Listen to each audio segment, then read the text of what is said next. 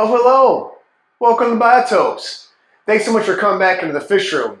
Today we're going to do an update on this stack of biotopes right behind me here. These two are the Pseudomugil Signifer biotope down here in the bottom. And this one up here is the new one we just set up.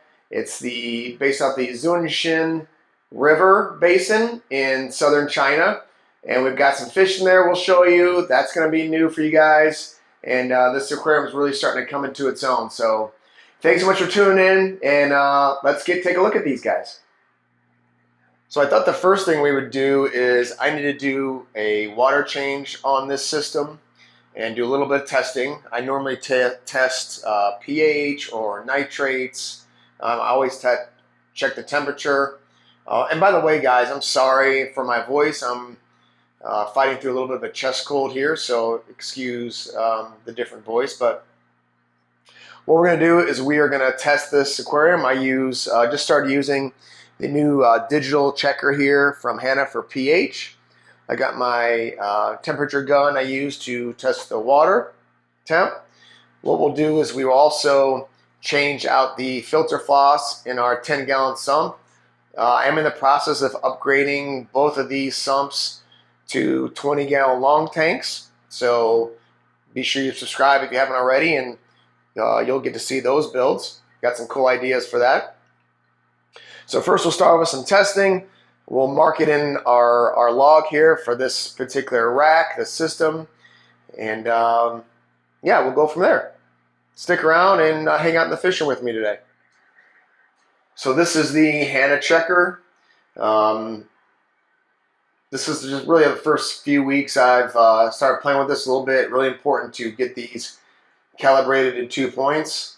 And there's lots of videos out there on how to do that, so I don't need to go through that today with you all. But we're going to check this tank here. And I would think we'll be in the upper 7s, maybe even low 8s. So just turn it on.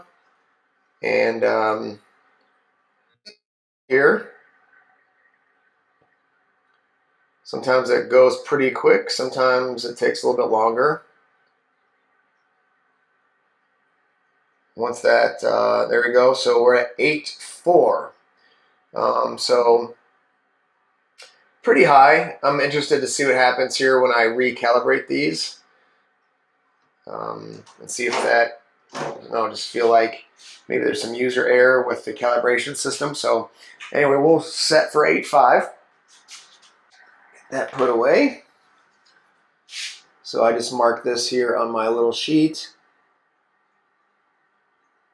In the past it's been 8.2, upper 7s. These are with like the API test kit, the liquid test kits. So this is the first kind of digital reading. Let's take a look at our temp. Get the surface.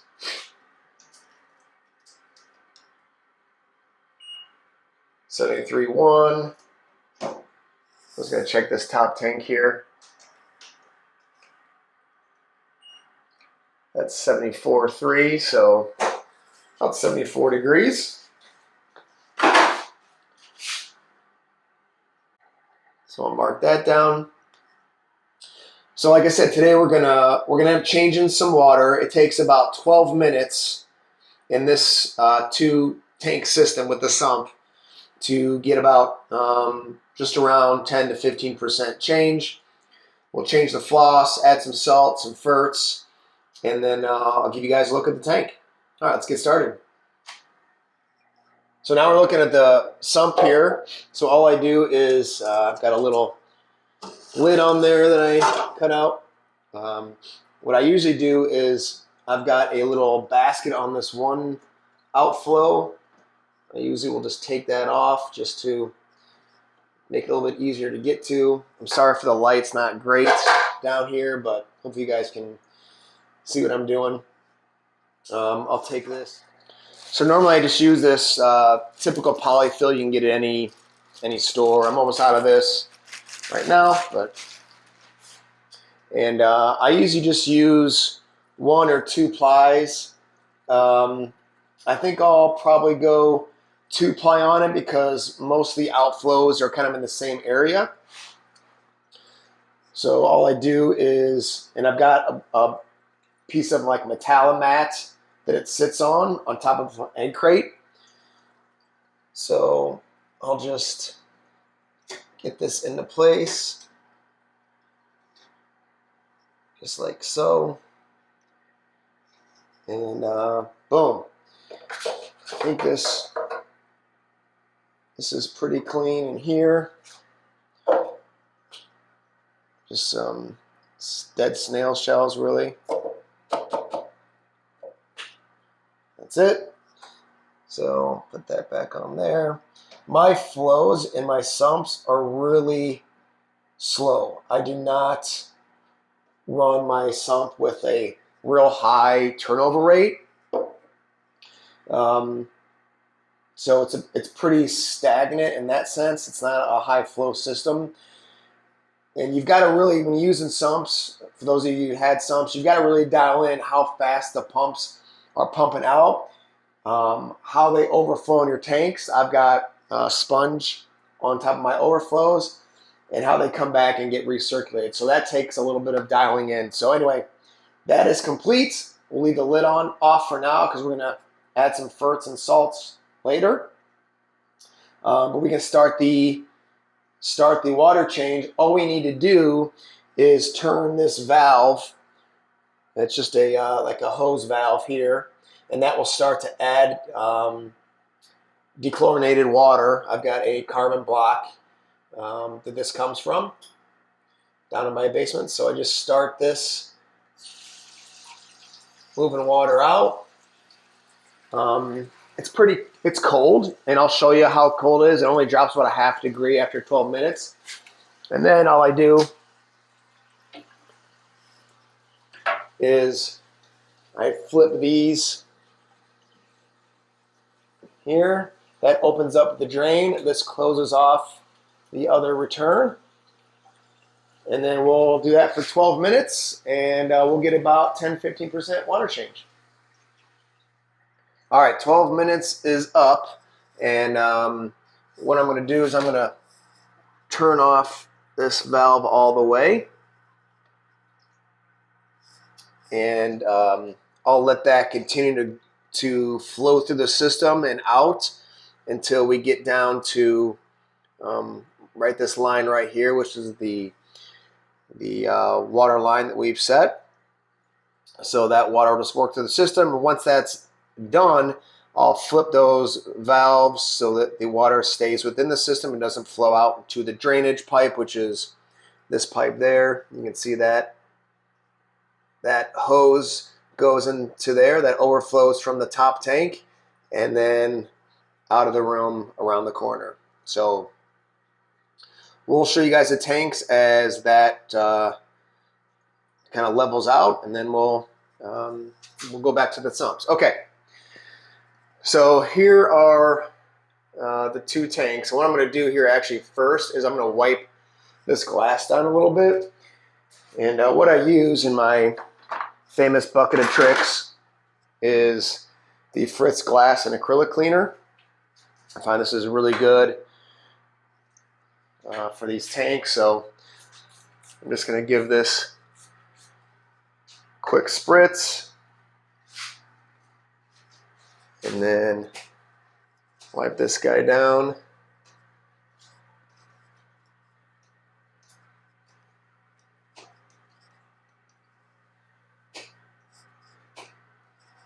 So at least we get a good look on that. And then we're going to do the same thing for our South Johnstone River.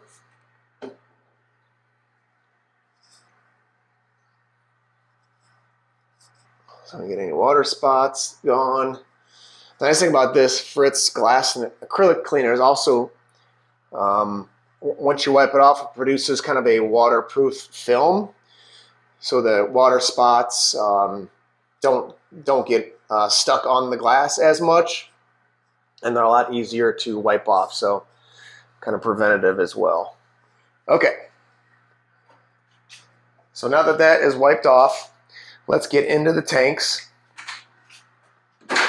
We'll start down here with our Australian biotope. So we'll start out here first. So this biotope, as I said before, was designed around the South Johnstone River in southwest Queensland, Australia. And big shout out to Jason Solda from Australian Biotopes, who's been kind of a research buddy for me. He's answered a lot of questions on what's found in that river, from the plants, the animals, etc. So he sent me pictures. So thanks a lot, Jason, for your help on that. So this tank is really going really well. So fish-wise, we've got the Pseudomugil Signifer in here. I think there's 10 of those. We've got the Deepwater Creek Rainbow, which is the Miltonania splendida. There's, I think, 9 of those. And then we've got 3 of the Empire Gudgeons in here as well, which are really starting to color up, and I think they're going to be a lot of fun. Plant-wise, we've got a ton of Valsinaria. That's a lot of the Gigantica, Americana, Rubra that's in here, and there are 3 Aponogeton plants as well. I forget the species on those, but so that's the 2 types of plants. A lot of this base, especially in the back, is aqua soil in bags, and then capped with some gravel, just pea gravel, and actually screenings like you would use for like pavers outside, and pool filter sand kind of in the front here, and it's kind of transitioned throughout. There's some driftwood in there and some sticks. So let's get you guys up close on this so you can get a better look. So one of the cool things in this tank is this pothos is sending roots. There's roots all the way to the bottom into the substrate. So that thing has really taken off. See, that's the pothos up top. And this val is just sending runners. I only planted this in the back, all along the back there, and it's just sending runners all out to the front. You can see runners going here, runners going here. This runner comes all the way from the back and starting to climb up through here. My 3 Aponogetons, there's one there. There's one there that's melted back, and there's one in here. See that? So those are your key Aponogetons. Those, they will kind of go through a kind of melting period on and off seasonally. So, you know, it's kind of cyclical. So just stay with them. They will come back if yours melt out. These splendidas are getting real big. There's a big male there. And there's a juvenile splendida there. Here's some young signifers. And there's a bunch more in the back here you can kind of see. All through there. Try to get you guys a better look. I don't love the camera. I think there's 2 male signifers. There's a big one there, and there's a younger one around as well. These Empire Gudgeons are pretty cool. They haven't completely colored up, but they're pretty neat little goby type, gudgeon type fish. And I got 3. I think I'm not sure male, female wise. I think I've got at least 1 male, 1 female. I'm not sure what the 3rd one is. But those are doing great. Again, the main fish here are these signifers. There's the young male there. I'd like to have a lot more. They're pretty decently easy to breed. Same with the splendidas. But that is really the biotope or the fish this biotope was designed around. And So yeah, so that's our South Johnstone River biotope. It's really, again, really doing well, just taking off like crazy. There is usually one or two ghost shrimp that kind of hang out in this tank, usually back here in all this plant debris. I don't see it right now. Obviously pretty hard to find in this tank. They're pretty translucent, and there's not many of them. There's, like I said, one or two in here. But we'll get you some better footage of this tank here at the end. Excuse me. Okay, let's move up top. So this is the new biotope. Let me back up here sorry for the glare. So this is based off a river basin in southern China, the Xun Jiang River basin. And underneath, you've got a lot of rock and gravel that's kind of built this side up with some rocks kind of simulating kind of a stream or a river bank here with some wood, sticks. This piece of wood I had to screw into these rocks, just drill a hole through a rock, use a stainless steel screw, and you can attach it that way. I've tried glue didn't work for me.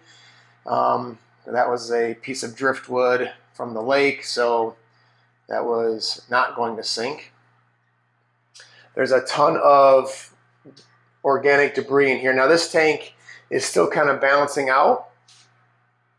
It's had a ton of hair algae I pulled out just yesterday. There's still some here you can see on that Java moss, and some on the wood there, and some of the val in the back. But these rocks are getting really nice, kind of algae covered rocks. I did glue some Java fern, or Java moss, excuse me, on some of the rocks here you can see. But the wood's getting good algae layer on there, looking really natural. But there are a lot of organics in this tank because what I did is I used a resurrection jar with a little too much substrate and mud and muck from the local stream, and that really probably overdid the organic material early on. But you can see I've still got some sticks and leaves from that really kick-started this aquarium. But the organics was probably too much early on for it to handle, even though it is attached via sump to this tank. It was just too much, probably light in this tank. But we are kind of starting to get ahead of that. I've got val in the back, a couple different types of Valsinaria. That's really starting to take off and send runners. Check back in the build video, you can see kind of what it looked like early on. So that's really starting to get to the surface, and eventually we'll start to block some of that light, which will help. I've also got a couple different types of hair grass. I've got some dwarf hair grass here and kind of up there in the corner, and then two giant hair grass species here that are starting to do really well. So hair grass and Valsinaria are endemic to the Xun Jiang River basin. You know, you can easily do some research on aquatic plants from these different river basins and find out what is actually found there. So those are the two that I chose for this biotope. Our fish here are the well-known White Cloud Mountain Minnow. I've got 7 in here right now. I've got 7 more in quarantine that will be joined here in a couple of days. And I've also got our second species of fish that's still in quarantine. I'll show you here at the end. But I've got 10 ghost shrimp in here. You can see them kind of dotted around. There's one there. There's a couple up there by the overflow. All along the back here. I had 3 Amano shrimp. 2 disappeared pretty quick on. one did hang around for a while, but I've not seen it in a long time. So I don't know if any of you out there know or not. Do ghost shrimp, will they attack amanos and eat them? I'm not sure totally, but that was kind of disappointing. I was hoping to get some amanos to help with the hair algae in here, but I have not seen them in a long time, and I think they're shrimp food. So, what other thing I did in this tank is I did, along with the resurrection jar, I kind of seeded the aquarium with blackworms. So before I put fish in here, I put a ton of blackworms in here to help kind of get that food web going. And every once in a while, you can see, I'm trying to look now, you can see some blackworms kind of digging up through the substrate. Okay, I'm going to try to get you guys a view of this. It's way in the back here. It's not going to focus, but below this leaf are a couple of blackworms. You can kind of see. Sorry, it's super blurry and it's not going to catch for me, unfortunately, but under that leaf there's a couple blackworms that are sticking through the sand. This is just mainly screenings. Again, I love using screenings like paver screenings because you get all types of different very coarse sand or very fine gravel type mix. I did put some pea pebbles in here around the rock so you can see kind of larger pea pebbles here to use kind of as a transition. But yeah, this tank's going well. Like I said, I've had to trim the Java moss and pull out some of the hair algae from time to time. The fish are doing pretty well. I did have some losses out of quarantine in this tank for some reason. I'm not 100% sure why, but they are doing well. Like I said, I've got 7. I'm adding 7 more in this tank, so this will be cool. I'm still deciding on my 3rd species. I think I'm going to use some kind of goby that's from this river basin. So yeah, it's been a lot of fun, and like I said, don't be afraid of hair algae and algae. Let your aquarium kind of get stable on its own. You will have to pull some out, maybe lower some of the light time on there, watch the nutrients you put in, but eventually it will kind of catch up and stabilize on its own. So that's been a fun process. The next fish that we're gonna add to this tank, other than the mountain minnows, are these guys. You know, these are the paradise fish, or the paradise gourami. That I believe is going to be a male. I've got a smaller one here, and kind of a medium-sized guy right here. So they are super inquisitive. Been really fun. I usually run my quarantines 8 or 9 days, kind of depending on the fish and how the fish are doing. But these guys are being medicated and just kind of watched. They're eating pretty well. These two are a little bit picking on the smaller one, and that big guy chased the other ones around. So I don't know if they're 2 females and 1 male, but that male's pretty good looking fish, and I'm excited to get those in the Xun Jiang River Basin Biotope here in a few days. So that is the kind of rundown of this system. Oh, let's check our sump, where we're at. Oh, we are just about right. So good timing. I'm going to flip these guys. Open that, close that. Now we'll get full cycle through. There's the flow into the tank. And then I've got 2 pumps there. This is not heated. I do have a small space heater in here in the winter. But, you know, these pumps are, 50-watt heaters essentially. And like you saw, they keep the water. There's a ghost shrimp in the South Johnstone River. You can see it right there. So, yep, there is one or two in here. Hey, let's check the temp on this and see how much it changed. We were at about 73, 74. Oh, there's 73.4 there. And that's purely cold water. That is 72.2. So we dropped, a half to 1 degree. So, really didn't make that much of a difference into this system. So I'm going to give you guys a little B-roll here to see some of these tanks up close. And thanks so much, guys, for tuning in. Really appreciate your support. We are pushing 600 subs. So if you like Biotope aquariums, if you like DIY fish rooms, please go ahead and subscribe. And I really appreciate all the support. And I look forward to seeing you guys soon. Thanks so much.